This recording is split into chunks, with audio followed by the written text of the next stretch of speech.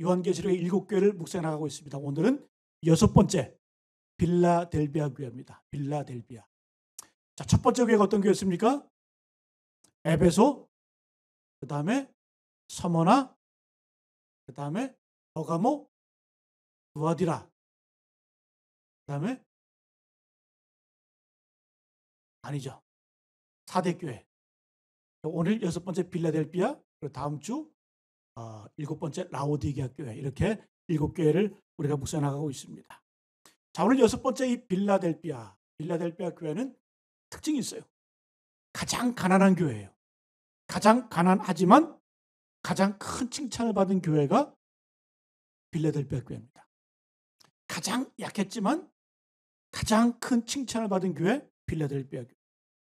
여러분, 이 빌라델비아, 미국의 필라델피아, 같은 나라예요. 필라델비아. 이 필라델피아는 미국의 최초의 수도 아닙니까? 지금 워싱턴 DC지만 원래는 그 초기 그 이민 정착 시기에는 이 필라델피아가 수도였어요. 그리고 뉴욕으로 갔다가 이제 최종적으로 워싱턴 DC가 수도가 되었는데, 이 필라델피아, 헬라어는 형제 사랑한다. 형제 사랑. 필라델피아, 아델포스, 형제. 그 다음에 필리아, 사랑. 형제 사랑이라는 뜻의 이름이 바로 이 빌라델비아입니다. 현재는 이 터키의 알라쉐르, 알라 하면 이슬람어로 하나님 안에, 알라쉐르, 하나님의 도성이라는 이름으로 지금도 존재하고 있습니다. 우리가 7교회를 묵상하면서 그 7교회 주변의 이 도시들 거의 다 유명한 도시였습니다. 아시아에서 이름 있는 도시였고 유명한 도시였는데, 오늘 이 빌라델비아도 유명한 도시예요. 자, 뭘로 유명하냐? 지진으로 유명해요. 지진. 두 번째는 포도. 비옥한 땅에서 포도가 많이 생산이 되었습니다. 안타깝게도 이 빌라델비아 도시는 지진이 참 많았어요. 요 당시에 7번의 지진이 있었는데 이 7번의 지진으로 도시가 거의 아작이 났어요. 황폐화됐습니다. 특별히 AD 17년에 있었던 큰 지진으로 인해서 이 도시가 다 무너져가지고 다시 세워야 될 만큼 큰 타격을 입었습니다. 이 지진 때문에 이 로마 황제 티베리우스가 많은 지원을 합니다. 이 도시 재건을 위해서. 왜? 이곳이 교통의 요지이기 때문에. 이 로마 황제 티베리우스가 이 도시 재건을 위해서 막대한 지원을 아끼지 않았는데, 나중에 이 도시가 재건된 이후에 이 사람들이 너무 감사해서 로마 황제에게 그래서 이름을 바꿉니다. 도시 이름을. 뭘로 바꾸냐? 네오 가이샤라. 새로운 황제의 도시. 황제의 도시다, 이곳은. 한 30년 동안 이 도시 이름을 쓰다가, 이렇게 이름을 쓰다가 한 50년 뒤에 다시 이름을 빌라델비아로 환원을 합니다. 다시 돌아갑니다. 아마도 예수님 당시에 이런 일이 벌어지지 않았나 우리는 추측해 볼 수가 있습니다. 그래서 오늘 12절에 보면 주님께서 이 교회를 향해서 이기는 자에게는 그 사람 위에 새 이름을 기록하겠다, 이렇게 말씀하시죠. 이기는 자에게 내가 어떻게 하겠다? 그 사람 위에 새 이름을 주겠다. 이 도시는 이미 한번 다 망가져 봤어요. 새로운 도시가 건설이 되었어. 주님이 이 땅에 오시면 우리를 향해서 뭐라고 말씀하시는 거예요? 새롭게 만들어 줄 것이고 새 이름을 주겠다. 그러니까 이 말씀 메시지를 받은 빌라델비아 교인들은 금방 이해가 되는 거예요. 우리가 한번 다 초토화되어서 망해봤고 새로운 도시를 건설해 봤기 때문에 주님께서 오셔서 내가 너희들을 새롭게 하겠다. 그리고 새 이름을 주겠다. 얼마나 감격이 되겠어요. 주님께서 새 이름을 주신다고 말씀하시니까. 자, 그리고 이 도시는 비옥한 평야에서 재배되는 이 포도, 그리고 그 포도로 빚은 포도주가 유명했어요. 그래서 이 빌라델비아 수호신이 어떤 신이었냐? 그 술의 신, 식물의 신이었던 그 디오니소스가 이 도시의 수호신이었습니다. 자, 이 전통적으로 이 빌라델비아는 지진이 많았기 때문에, 자연재해가 많았기 때문에 뭐 그렇게 내세울 것이 없는 가난한 도시였습니다. 당연히 그 안에 있는 교회도 아주 가난했고 교인 수도 그렇게 많지가 않았어요. 특별히 오늘 말씀을 보게 되면 이 빌라델비아에서 기독교인들이 유대인들의 핍박을 많이 받았다고 기록합니다. 그럼 이스라엘 본토도 아닌데 왜 남의 땅, 이 소아시아, 터키 지역에 와서 이 기독교인들이 유대인들의 핍박을 받을까? 역사적으로 보게 되면 이스라엘이 완전히 멸망한 이후에, 로마에서 멸망한 이후에 디아스포라, 이스라엘 사람들이 전 세계로 흩어집니다. 이주합니다. 그때 가장 많이 이주했던 곳이 어디냐? 서머나와 빌라델피아예요. 유대인들이 가장 많이 살았죠. 유대인들이 많이 살았다는 얘기는 그곳에 회당을 짓고 유대인의 공동체가 왕성했다라는 거예요. 그 안에서 예수를 믿으니까 유대인들이 핍박하는 거예요. 여러분, 사도 바울도 소아시아에서 전도할 때 주로 어디서 복음을 전했습니까? 회당에서, 유대인의 회당에서 복음을 전했어요. 유대인들 대상으로, 이방인들 대상으로. 그때는 사도 바울이 그런 일을 겪었잖아요. 회당에서 쫓겨났잖아요. 쫓겨나기도 하고. 마찬가지로 오늘 말씀 보게 되면 이 빌라델피아 기독교인들, 유대인들로부터 심한 핍박과 고통을 당했습니다. 저 주님께서 오죽하면 뭐라고 말씀해요? 그들은 유대인들이 아니다. 유대인의 회라고 말하나 그들은 거짓말하는 자들이다. 사탄의 모임이다. 이렇게 주님께서 단정을 짓고 계시는 거예요. 그런데 놀라운 것은 뭐예요? 이런 어려움 가운데서도 빌라델피아 교회는 칭찬만 있는 교회, 책망이 없어요. 칭찬만 있는 교회입니다. 다음 주에 나눌 라오디게아 교회는 상당히 대조적이에요. 라오디게아 교회는, 이 라오디아는 큰 도시였고 부자였고 풍요했어요. 마찬가지로 이 라오디게아 교회도 물질적으로 풍요했습니다. 일을 많이 했어요. 큰 교회였어요. 근데 책만 받잖아요. 책만 받잖아요. 우리가 보게 되지만은 어떤 책만 받아요? 라오디게아 교회를 향해서 네가 차지도 않고 덥지도 않아서 미지근해서 역겹다. 내가 토해내겠다. 좀 심하지 않아요? 라오디게아 교회에 대해서 주님께서 이렇게 책망하신 거예요. 겉으로 보기에는 화려하고 겉으로 보기에는 많이 하는 것 같지만 그러나 역겹다라는, 토해내겠다. 우리가 지난주에 사대교회도 부자교회였잖아요. 뭐 한 번에 1,000명이 들어갈 수 있는 어마어마한 예배당을 가지고 있던 교회가 사대교회 아니었어요? 근데 주님 뭐라고 말씀해요? 그 교회를 향해서 니들 살았다고 하는 이름은 가졌으나 실상은 죽은 자로다. 겉으로 보기엔 평판이 좋고 화려하지만 그 니들 죽었어. 이렇게 책망하시잖아요. 근데 오늘 말씀 보게 되면 오늘 이 빌라델피아 교회를 향해서는 가장 많은 칭찬을 해주세요. 7교회 가운데. 자, 초점이 뭐냐? 하나님의 관점에서는 교회가 크든 작든 부유하든 가난하든 이런 것들이 전혀 문제가 되지 않는다라는 거예요. 오늘 빌라델피아가 칭찬받았습니다. 그 칭찬의 내용을 한마디로 요약하면 이렇게 말씀할 수 있어요. 8절에 내가 작은 능력을 가지고서도 내 말을 지키며 내 이름을 배반하지 아니하였도다. 할렐루야. 주님이 보실 때에 이 교회, 빌라델피아 교회 능력도 없어. 작은 능력이지만 니들이 그 능력 가지고 내 말을 잘 지켰고 인내했고 그리고 내 이름을 배반하지 않았다. 여러분, 예수 믿지 않는다고 얘기하면, 예수님 거부만 하면 장사하는데 지장이 없었어요. 먹고 살기 충분했어요. 그러나 그들의 모습이 약했지만 끝까지 주님의 이름을 배반하지 않았다는 거예요. 여러분, 얼마나 칭찬받을 일입니까? 그래서 오늘 말씀을 통해서 빌라델피아와 같이 칭찬받는 교회, 칭찬받는 성도가 되시는 우리 모두 되시기를 간절히 축복하며 기원드립니다. 자, 오늘 말씀 보게 되면 첫 번째, 이 교회는 작은 능력을 가지고도 충성한 교회였습니다. 우리 8절 같이 한번 읽어볼까요? 8절 말씀 같이 한번 시작. 볼지어다 내가 내 앞에 열릴 문을 두었으되 능히 닫을 사람이 없으리라. 내가 내 행위를 아노니 내가 작은 능력을 가지고서도 내 말을 지키며 내 이름을 배반하지 아니하였도다. 여러분 주목하세요.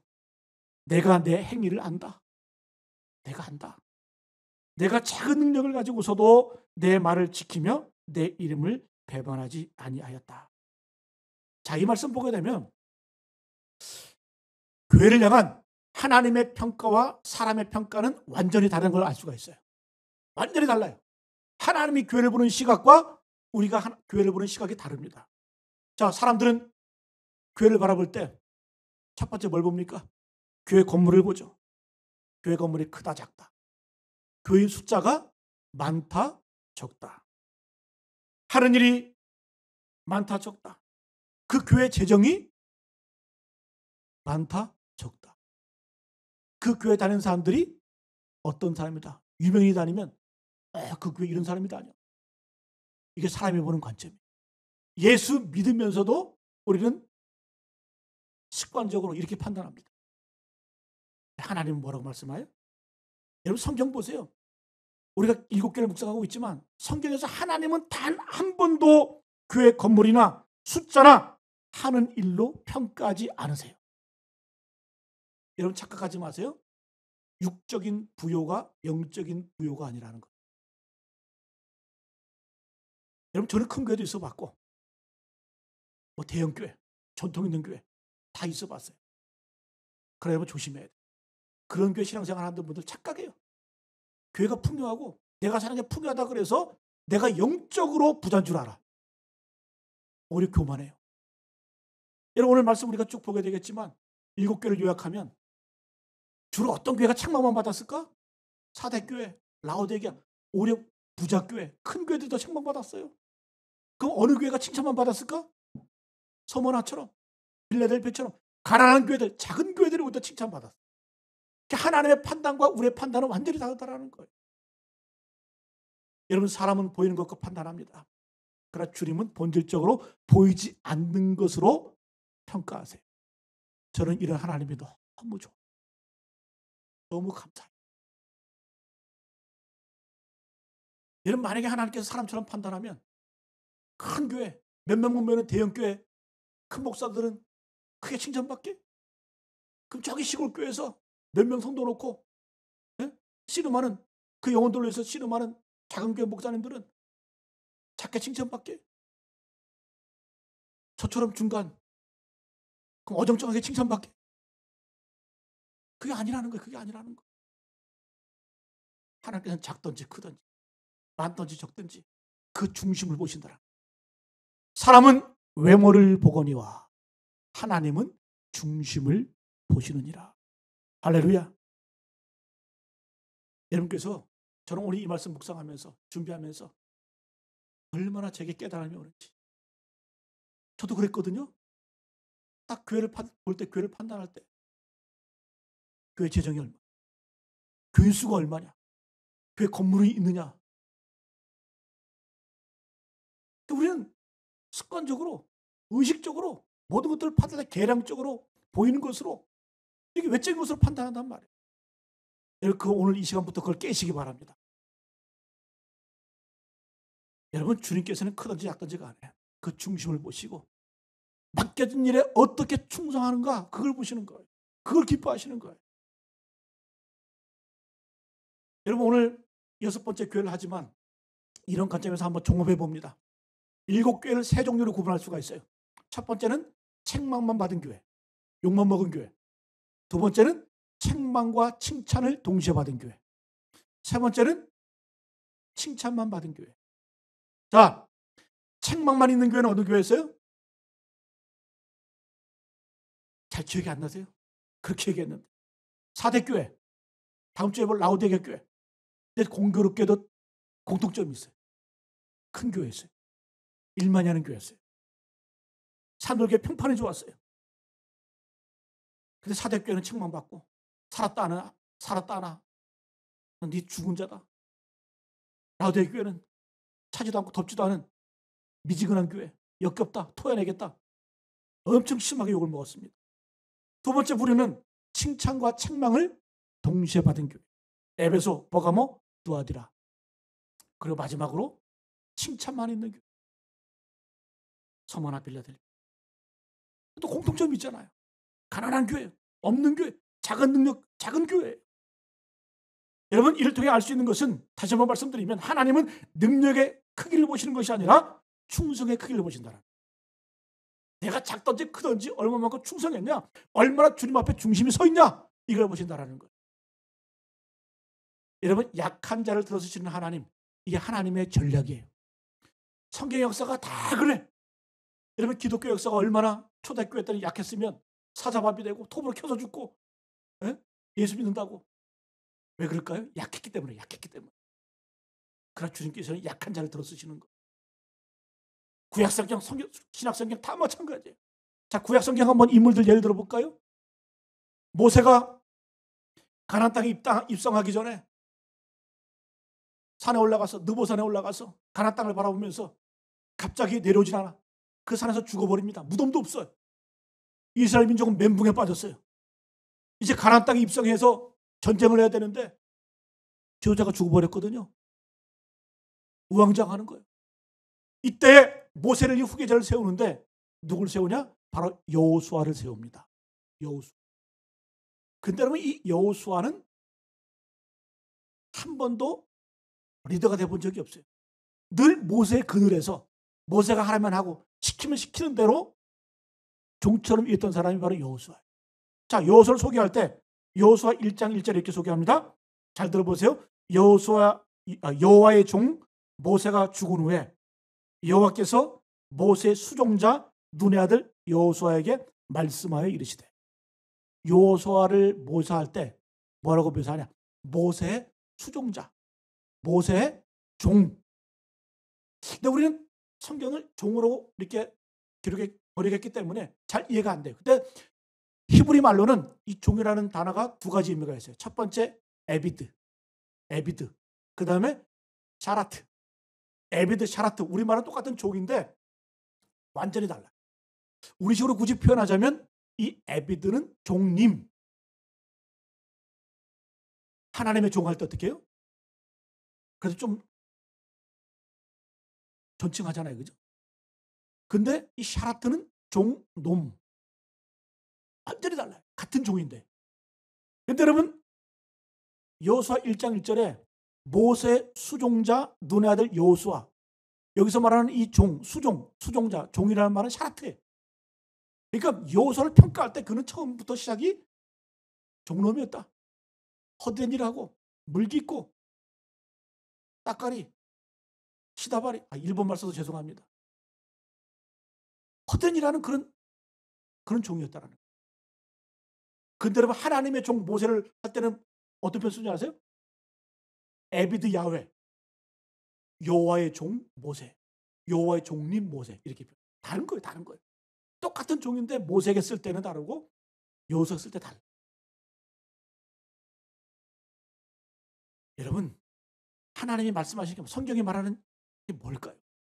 여호수아는 처음부터 인간의 눈으로 봤을 때 너무나 작고 보잘것없는 그런 허드렛이라는 에비드가 아니라 샤라트, 그 종이었다라는 것. 뭘 강조하냐? 여호수아는 그런 사람이었다라는 것. 작은 일에서부터 충성했던 사람이 바로 여호수아였다는 것. 여러분, 출애굽기 17장에 보면 모세는 기도하러 산을 아말렉과 전쟁할 때 모세는 산에 가서 기도합니다. 그리고 전쟁에 누굴 내보내냐? 여호수아를 내보내요. 그 자리는 죽을 수 있는 자리예요. 시키면 시키는 대로 전쟁이든 가나안 정탐이든 헛된 일이든 어떤 일이든지 모세가 시키는 대로 했던 사람이 바로 여호수아. 근데 하나님은 그걸 보시는 거예요. 그 작은 능력을 가지고, 작은 일을 가지고 그 여호수아가 어떻게 충성했나, 그걸 보고 계시다라는 거죠. 이런 반드시 하나님께서는 그 작은 일을 보시고 그 단계를 인도하세요. 하나님께서 놀랍게도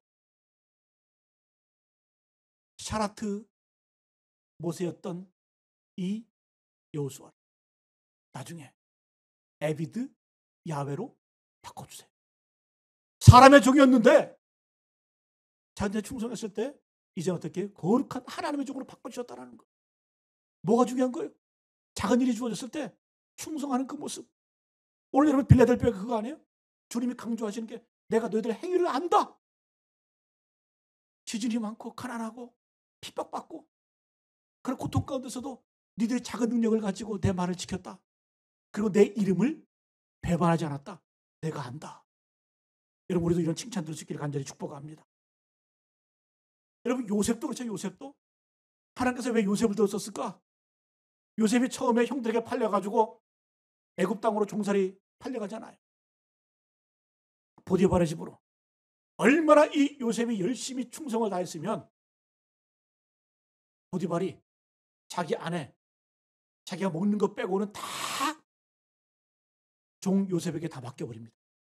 그리고 그 집에 가정 총무로 삼아요. 종이었는데. 그 다음에 하나님께서 요셉을 감옥으로 보내시잖아요. 2년 동안 감옥살이 하면서 그 감옥에서도 얼마나 허드렛 일. 여러분 감옥에서 하는 일이 얼마나 뭐 고상하겠어요? 심부름하고 허드렛 일하고. 근데 요셉은 그곳에서 충성했다라는 거예요. 그랬더니 그 간수장이 그 감옥의 모든 일들을 다 요셉에게 맡기는 거예요. 깜빵 총무. 우리 요셉을 통해서 알 수 있는 건 뭐예요? 크든 작든지 간에 다 보디발이 하나님은 아니잖아요. 감옥 일이 하나님의 일이 아니잖아요. 근데 우리는 어떻게 생각해요? 아, 세상의 일과 하나님의 일을 구분을 해. 그렇잖아요? 교회에서 하는 일은 거룩한 일이고 밖에서 내가 직장 다니고 사업하는 것들은 세상 세속적인 일이다. 여러분 명심하세요. 성과 속이 다르지 않아요? 거룩한 것과 속된 것이 다르지 않아요? 다 같아요. 여러분 하나님께서 요셉도 그렇고 여호수아도 그렇고 그들 처음부터 뭘부터 시작한 거예요? 다 남의 종살이 하면서 허된 일 하면서 그거부터 시작한 거. 하나님께서는 여러분 만약에 우리가 직장 생활할 때 이것은 세상 일이고 내가 이런 교회에서 사명 감당하는 거예요. 여러분 착각하지 마세요. 그것도 하나님의 소명인 거예요. 직장도 하나님의 일이에요. 거룩한 일이에요. 영적인 일이에요. 여러분 최선을 다하시길 간절히 축복합니다. 그래서 우리가 사업을 할 때 직장 생활하면 사람을 만나도 어떻게? 하나님을 대하듯이 대해야 되는 거예요. 내가 어떤 일이 주어졌을 때 그것을 죽게 하듯 해야 되는 거예요. 그게 성경적인 거예요. 세속적인 것과 성스러운 것을 구분하면 안 돼요. 이원론적으로. 그 잘못된 신앙인 거예요. 직장은, 사업은 우리의 소명입니다. 여러분 또 한 명 예를 들면 구약의 역사 가운데 가장 파워 있게 역사했던 선지자가 엘리야 선지자 아닙니까? 엘리야 선지자. 하늘에서 불을 내리고 비도 내리고 했던 선지자가 엘리야 선지자 아니에요? 근데 갑자기 하나님께서 그를 표우릿바람으로 들어서 하늘나라로 올리셔. 승천하게 만들어. 그 이스라엘 백성들은 멘붕인 거예요. 또 이제 전쟁을 해야 되거든요. 전쟁을 해야 되는데 하나님 앞에서 기도해 줄 선지자가 없는 거예요. 그 여호사밧 왕이 우리를 위해서 기도할 수 있는 선지자가 이 땅에 없느냐? 여러분 성경 보게 되면 열왕기하 3장 11절 말씀 잘 들어보세요. 여호사밧이 이르되, 왕입니다. 여호사밧이 이르되 우리가 여호와께 물을 만한 여호와의 선지자가 여기 없느냐 하는지라. 급한 거죠. 전쟁에 나가 전에 기도하고 하나님 앞에 신탁 계시를 받아야 되는데 선지자가 없는 거예요. 그랬더니 그 다음 이어지는 말씀. 이스라엘 왕의 신하들 중에 한 사람이 대답하여 이르되, 그때 한 신하가 대답을 하는 거예요. 전에 엘리야의 손에 물을 붓던 사밧의 아들 엘리사가 여기 있나이다 하니. 엘리사를 본 거예요. 우리는 생각하기를 이 엘리사는 엘리야의 제자였다고 생각을 해요. 성경은 분명히 말합니다. 엘리사는 엘리야의 종이었어요. 몸종. 사람들은 기억하고 있는 거예요. 본 거예요. 엘리야가 어디 나가서 이제 돌아다니다가 들어와서 손을 닦아야 되는데 그 손을 닦는 일에 물을 붓던 자가 누구였다? 엘리사였다. 사람들 봤을 때 충격이었던 거예요. 물을 하나 따라도 사람들의 뇌리에 기억할 때만큼 정성스럽게 따르는 거예요. 정성스럽게 무릎을 꿇고 따르는 거예요. 그의 선지자 엘리야 앞에서. 그러니까 이스라엘 왕의 신하였던 한 사람이 그 모습을 보고 기억하고 있었다는 거예요. 어떤 사람이 추천받을까? 이런 사람이 추천받는 거예요. 이런 사람이 선택되는 겁니다. 엘리사도 위대한 선지자였잖아요. 그도 여러분 종으로부터 시작하는 거예요. 작은 일에 충성할 때 하나님께서는 틀림없이 반드시 큰 일로 맡겨주시는 거예요. 할렐루야. 이게 하나님의 전략입니다. 약한 자를 들어서 강한 자를 부끄럽게 하시고 가난한 자를 들어서 부한 자를 부끄럽게 하시는 것. 이게 하나님의 전략이라는 것. 그래서 여러분 작은 일에 충성하는 게 중요하다. 그럼 제가 예전에 한번 말씀드렸지만 질문 한번 해볼게요. 우리가 큰 일에 충성하는 게 더 쉬울까요? 작은 일에 충성하는 게 더 쉬울까요? 우리는 언뜻 작은 일을 맡겨주면 더 잘할 것 같아. 여러분 인간의 본성상 그렇지가 않아요. 큰 일을 맡길 때 더 잘해. 왜? 큰 일은 박수받는 일이에요. 칭찬받는 일이에요. 주목받는 일이에요. 누구나 다 보는 그런 일이에요. 근데 작은 일은 박수도 없어요. 사람들이 알아봐 주지도 않아요. 오히려 여러분 작은 일이 더 힘들어요.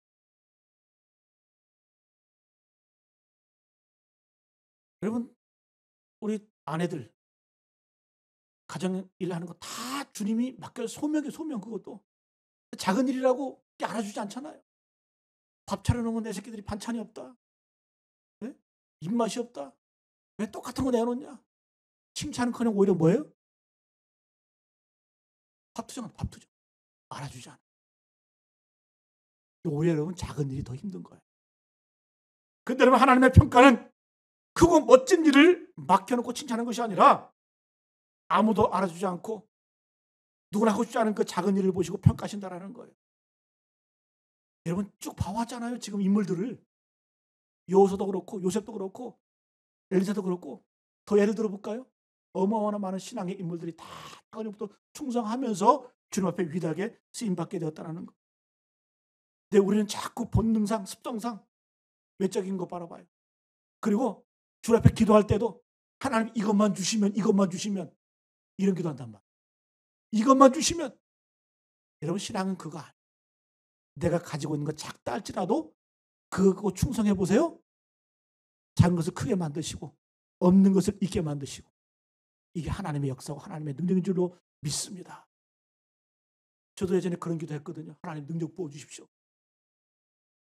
돌이켜보니까 하나님이 주신 은사가 얼마나 많은데 하나님이 주신 능력이 얼마나 많은데 주님께서 감동 주시더라고요. 야 이놈아 내가 너한테 준 게 얼마나 많은데 뭐 또 새로운 거 달라 그래. 그때부터 그런 기도 안 해요. 그냥 하나님 작지만 있는 것 갖고 충성하게 해주십시오. 작지만 이 작은 능력 갖고 충성하게 해주십시오. 그런 기도하는 거예요. 그런 기도. 이런 빌라델피아 교회 칭찬받았습니다. 작지만 가난했지만 약했지만 내가 니들 행위를 한다. 니들이 작은 능력 가지고서도 그것 가지고서도 내 말을 지켰고 내 이름을 배반하지 않았다. 그럼 어떤 믿음으로? 여러분 이 그들은 빌라델피아 교인들은 자기들의 능력의 크기를 믿지 않았어요. 하나님의 능력을 믿은 거예요. 내 능력대로 일하는 것이 아니라 나를 통해 일하시는 하나님의 능력의 크기를 보았기 때문에 역사가 나타나는 겁니다. 충성한 겁니다. 자 그러면은 이제 마지막으로 이렇게 충성하고 이렇게 칭찬받는 빌라델피아 교회들 어떤 약속과 축복을 받았을까? 짧게 봅니다. 한번 따라합니다. 다윗의 열쇠를 주겠다. 하나님께서는 어떤 축복? 첫 번째 축복은 다윗의 열쇠를 주겠다. 오늘 여러분 7절 보게 되면 7절 한번 같이 한번 읽어볼까요? 7절 말씀 시작. 빌라델피아 교회의 사자에게 편지하라. 거룩하고 진실하사 다윗의 열쇠를 가지시니 곧 열면 닫을 사람이 없고 닫으면 열 사람이 없는 그가 이르시되 다윗의 열쇠. 주님께서는 다윗의 열쇠를 갖고 계세요. 근데 주님께서 열어주신대요. 그러면은 8절에 보니까 볼지어다 내가 내 앞에 열린 문을 두었을 때 열려진다라는 거죠. 그죠? 능히 닫을 사람이 없으리라. 할렐루야. 열려진다라는. 다윗은 누굽니까? 왕 중에 왕 아니에요? 킹 오브 킹 아닙니까? 근데 그 다윗의 열쇠, 왕의 열쇠 아니에요? 왕의 열쇠라고 한다면 어떤 의미가 있어요? 열지 못할 문이 없다라는 거. 다 열린다라는 거예요. 왕의 옥새, 왕의 열쇠, 왕의 이름을 가지고 나오는 그 모든 것들을 통해서 여러분 뭐가 막히겠어요? 다 열려진다. 하나님께서 이런 축복 주신다, 이런 축복 주신다라는 거예요. 저는 여러분 목회 한 20년 해가면서 여러 교회를 거쳐가면서 참 신기하더라고요. 뭐가 신기하냐? 교회에서 은혜의 문이 열리면, 성령의 문이 열리면, 하늘의 문이 열리면 성도의 삶이 열리더라고요. 저는 그런 경험을 참 많이 했어요. 그럼 제가 전에 교회 오장로님이라고 제가 신방을 갔는데 제가 막 눈물이 나오더라고요. 그 교회 처음 가서 신방을 갔는데 사업하다 쫄딱 망해가지고 그분이 이제 의류 제품 이거 하시는데 지하에 공장이 지하에 있어. 먼지 때문에 바람이 안 통해 지하니까. 제가 깜짝 놀란 게 뭐냐? 그 집 식구가 5명이었거든요. 근데 그 공장에서 먹고 자고 망해가지고 거기서 일하는 거예요. 오동석 장로님. 근데 그분이 정말 사만하고, 제가 그게 10년 있으면서 그분의 신앙을 봤거든요. 나중에 집사 권사했다가 나중에 장로님이 되시는데, 영적인 게 열리니까, 신앙의 문이 열리니까 연약해요, 부족해요, 빚더미해요. 그런 것에서 충성하니까 열리더라고요. 열리지. 제가 그 교회 있다가 이 교회 올 때 집도 사고 공장도 크게 옮기고, 저 오선희 목사님께서 알 거예요, 그분이 누군지. 저는 그런 분들 보면서 야, 하늘이 열리니까, 여러분 오늘 주님께서 뭐라고 말씀해요? 내가 다윗의 열쇠를 주겠다. 그 열쇠를 주면 내가 열면 닫을 자가 없을 거야. 여러분, 우리가 신앙생활하면서, 인생을 살아가면서 이런 열린 문의 축복을 경험해봐야 될 거 아니에요? 주님 빌라델피아를 축복하시면서 내가 열어주겠다, 이런 은혜가 임하기를 바랍니다. 두 번째는 회복의 축복을 주겠다. 진짜 회복이 뭔지 내가 보여주겠다. 빌라델피아 성도들 가난했어요. 사회적 약자였어요. 빈민들이었어요. 예수 믿는 것 때문에, 그 이름 배반하지 않았기 때문에 핍박당했어요. 장사는 못했어요. 사업을 못했어요. 얼마나 자존심이 상했을까. 교회들 다 영세민이에요. 영세민. 요즘은 영세민이라는 말 안 쓰면 예전에 영세민이라는 말 썼잖아요. 저도 어렸을 때 기억이 나요. 영세민들 모아다가 정부미 몇 년 동안 막 묵은 쌀 그런 거 나눠주고 그랬잖아요. 그것도 없어갖고 막 받아먹고 그랬어요. 필라델피아 교인들이 그랬어요. 그러면 그분들이 나 예수 이제부터 안 믿어, 예수 이름 배반했으면 사는데 지장이 없는 사람들이었어요. 그러나 주님 이름 배반하지 않고, 침 뱉을 때 침 맞아가면서, 밟을 때 밟힘을 당하면서, 조롱할 때 수모를 겪어가면서 그 이름 배반하지 않았다. 이들에게 주시는 복이 뭘까? 9절 같이 한번 읽습니다. 9절 말씀 시작. 보라, 사탄의 회당 곧 자칭 유대인이라 하나 그렇지 아니하고 거짓말하는 자들 중에서 며칠 내게 주어 그들로 와서 내 발 앞에 절하게 하고 내가 너희를 사랑하는 줄을 알게 하리라. 그냥 읽으셨죠? 말씀 잘 보세요. 그 당시에 이방 땅에 와서 유대인이 핍박받아 그랬어요. 왜? 유대인들이 많았기 때문에. 예? 성경은 뭐라고 말씀하냐? 그들은 사탄이다. 그들은 거짓말하는 자들이다. 근데 주님께서 뭐라고 말씀해요? 며칠 내게 주, 그들 중에 며칠 내게 주어, 감격적인 말씀이에요. 이제 그들로 와서 내 발 앞에 무릎 꿇게 하고, 할렐루야, 내가 너를 사랑하는 줄을 알게 하리라. 하나님이 뽐때를 보여주겠다는 거예요. 그 유대인들 핍박, 그 핍박하는 사람들을 내가 끌고 와서, 멱살 잡고 와서 니들 발 앞에 무릎 꿇게 하고, 그리고 어떻게 하겠다? 내가 너를 얼마나 사랑하는지 내가 보여줄게. 근데 이걸 우리는 표면적으로 해석하면 안 돼요. 아, 하나님께서 그들을 망하게 하시고, 예? 성도들 세워주시겠다. 좀 더 구체적으로 들어가게 되면, 그렇게 핍박했던 유대인들, 그렇게 정말 사탄 같은 그런 행위를 했던 유대인들을 하나님께서 회개시켜서 예수 믿는 자로 바꿔주시겠다라는 것. 그 의미. 악질들이 예수 믿게 됐다. 악질들이. 사도 바울도 이거 경험했잖아요. 사도 바울이 회당에서 막 복음을 전하니까 유대인들 회당에서 그 회당에 우두머리했던 회당장이 사도 바울을 쫓아내는 거예요. 복음 전하지 말라. 유대인 회당에서. 근데 놀라운 건 뭐예요? 놀라운 것은 그 우두머리했던 회당장이 예수를 믿게 됐어요. 이게 하나님의 역사라. 이게 하나님의 역사라는 거예요. 이런 일을 보여주겠다라는 거예요. 이런 일을 보여주겠다는 거예요. 아마도 빌라델피아 교회를 통해서 하나님께서 그 핍박했던 유대인, 악질적인 유대인들이 죽게 돌아와서 회개하는 자들이 많았다라는 걸 우리는 추가할 수가 있는 거예요. 이게 진짜 승리 아닙니까? 꼭 우리가 칼 들고 원수를, 예? 우리 영화를 너무 많이 봐서 그래요. 옛날 중국 영화 보면 원수가 우리 어머니 아버지를 내가 보는 앞에서 칼로 찔러 죽였어. 나는 겨우겨우 살아나가지고 막 산도도 막 소림사 들어가가지고 20년 동안 무해를 연마해가지고 드디어 이제 어떻게 해요? 비법을 전수받아서 무술 내려와가지고 내 원수들 자르고 가르고 죽이고 이렇게 하면서 원수를 갚아. 이런 보복이 아니라는 거예요. 이런 보복 아니라. 하나님의 원수 갚으면 이런 게 아니라는 거예요. 시편 23편 5절 말씀. 명한 말씀이죠. 주께서 내 원수의 목전에서 내게 상을 차려주시고 기름을 내 머리에 바르셨으니 내 잔이 넘치나이다. 할렐루야. 주께서 내 원수의 목전에서 원수가 보는 앞에서 내게 상을 차려주신다.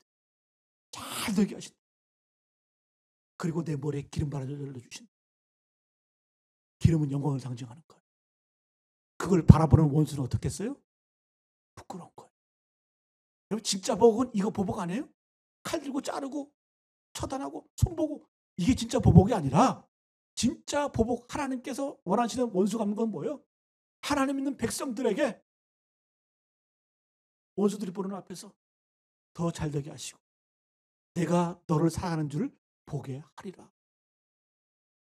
여러분 우리는 은연중에 일본에 대한 그런 원한이 있잖아요. 올림픽도 조금 안 되는 마음이 있었고 망하기를 바랬고 그죠? 얼마나 우리 민족이 1차 36년 동안 핍박을 당했고 총을 당했습니까? 그리고 하나님 믿는 사람들이 이런 고난 앞에서 얼마나 기도했습니까? 오늘날에 하나님이 갚아주시는 거예요. 저 어렸을 때만 해도 일본 따라가려면 30년 걸린다고 그랬어요. 30년. 일본은 가만히 있고 한국이 쫓아가야 30년 뒤에 쫓아간다고 그랬어요. 지금은 여러분 달라요. 1인당 GDP 2020년 작년에 거의 일본 GDP에 육박을 했어요. 2020년도 올해 아직 평가는 안 나왔지만 전문가들이 다 예측을 합니다. 국제적으로 다 예측을 합니다. 뭐라고 예측하냐? 한국이 일본을 넘어설 것이다. 제가 하는 얘기가 아니에요. 작년에 거의 비슷했고 올해는 넘어설 것이다 이렇게 얘기를 합니다. 제가 여러분 통계를 한번 봤어요. 국가 경쟁력을 평가하는데 일본은 34위예요. 우리나라는 몇일까? 23위. 10등 이상 올라가 있어요. 그 다음에 S&P 무디스에서 국가 신용도를 평가하는데 우리나라는 AA 건전지가 아니라 AA. 일본보다 2단계가 높아요. 신용도가. 제조업 지수 일본이 3위예요. 한국이 2위. 여러분 올림픽 하는 거 보셨잖아요. 얼마나 나라가 엉망입니까? 코로나 대응하는 거 보세요. 얼마나 후진적입니까? 저는 이런 역사가 변이 났다고 생각하죠. 고난과 억압과 수모 앞에서 성도들의 눈물 흘린 기도, 민족을 바라보면서 그 기도가 지금 이루어지는 거예요. 앞으로 더 놀랍게 역전될 거예요. 주님 약속하셨잖아요. 주께서 내 원수의 목전에서 내게 상을 차려주시고 기름을 내 머리에 부으셨으니 내 잔이 넘치나이다. 여러분 이런 복 받기를 간절히 축복합니다. 세 번째는 내가 너를 지켜줄 것이다. 12절 하반절 말씀. 이기는 자는 10절 하반절 말씀. 내가 나의 인내 말씀을 지켰은즉 내가 또한 너를 지켜. 자 보세요. 지켰은즉 너를 지켜. 하나님께서 칭찬하시는 거예요. 니들이 내 말을 지켰지. 인내로 지켰지. 내가 알아. 네가 내 말을 지켰은즉 내가 또한 너를 지켜주겠다. 이 은혜가 임하기를 바랍니다. 여러분, 네가 나를 붙잡았으니 내가 너를 붙들리라. 내가 말씀을 지키면 하나님 나를 지켜주세요. 이건 약속이고 축복입니다. 네 번째, 내가 너를 성전기둥 삼아주겠다. 성전기둥을 삼아주겠다. 12절 말씀. 이기는 자는 내 하나님 성전의 기둥이 되게 하리니. 기둥이 되게 하리니. 빌라델피아 교회. 제가 자료 검색하다가 그 빌라델피아 교회를 딱 검색을 하는데 빌라델피아 도시가 나오더라고요. 근데 건물이 무너졌거든요. 건물이 무너졌는데 깜짝 놀랐어요. 기둥만 남았는데 기둥이 어마어마해. 기둥이 어마어마해. 어떻게 집을 저렇게 지을까? 근데 그 도시 배경을 보니까 이해가 되는 거예요. 지진이 많았잖아요. 그죠? 지진이 많았기 때문에 기둥이 어마어마하게 짓는 거예요. 기둥. 다른 거 다 무너져도 지진이 다 나도 기둥은 안 무너지는 거예요. 하나님께서 우리를 향해서 내가 너를 성전 기둥 삼아주겠다. 이 말씀 뭐냐? 어떤 상황, 어떤 환경에서도 무너지지 않는 성전의 기둥이 되게 하겠다. 할렐루야. 그뿐만이 아닙니다. 이렇게 승리한 사람에게 12절 하반절을 보니까 나의 새 이름을 그의 위에 기록하리라. 그 성전 기둥 삼아주시고 그 성전에 새로운 예루살렘의 이름, 각종 이름을 기억해 주면서 그 다음에 우리의 이름도 우리 이름 위에 그것을 기록하겠다는. 그래서 우리가 천국 갈 때 부모님이 지어주신 이름 갖고 가는 거 아니에요? 네? 이명미, 조경이 이런 이름 갖고 천국 가는 거 아니에요? 네? 하나님이 주시는 이름이 있다는 거예요. 새 이름을 주시겠다는 거예요. 내가 신앙생활하면서 기도 많이 하면 임기도가 될 것이고, 네? 섬김을 많이 하면 조섬김이 될 것이고, 네? 박찬양이 될 것이고, 네? 황성교가 될 것이고, 네? 이런 이름 갖고 갈 거라는. 여러분, 우리 인간의 이 땅에서 영광이 아니라 영원한 하나님의 영광을 누리실 간절히 축복합니다. 오늘 말씀 마칠게요. 오늘 빌라델피아 교회를 보면서 이제 우리의 눈이 바뀌어야 돼요. 교회를 바라보는 눈이 바뀌어야 돼요. 우리는 크고 화려한 것, 숫자, 외적인 것, 보이는 것 많이 봤잖아요. 그런데 여러분, 하나님의 눈은 달라. 하나님의 시각은 달라. 하나님의 평가는 달라. 능력이 크든지 작든지 간에, 부었든지 가난든지 간에 그 작은 능력으로 주님에 충성했을 때 하나님께서는 그걸 크게 보시고 그걸 통해서 하나님께서 축복하신다는 거예요. 여러분, 우리에게 어떤 축복 주실까요? 다윗의 열쇠를 주신대. 열면 닫을 자가 없대. 네? 그리고 진짜 회복이 무엇인지 우리에게 보여주신대. 그 다음에 여러분, 하나님이 지켜주신대. 그리고 성전 기둥으로 세워주신대. 어떤 상황에서도 무너지지 않는 성전의 기둥이 되게 하신다. 이 믿음 가지고 승리하며 나가시는 우리 모두 되시기를 간절히 축복합니다.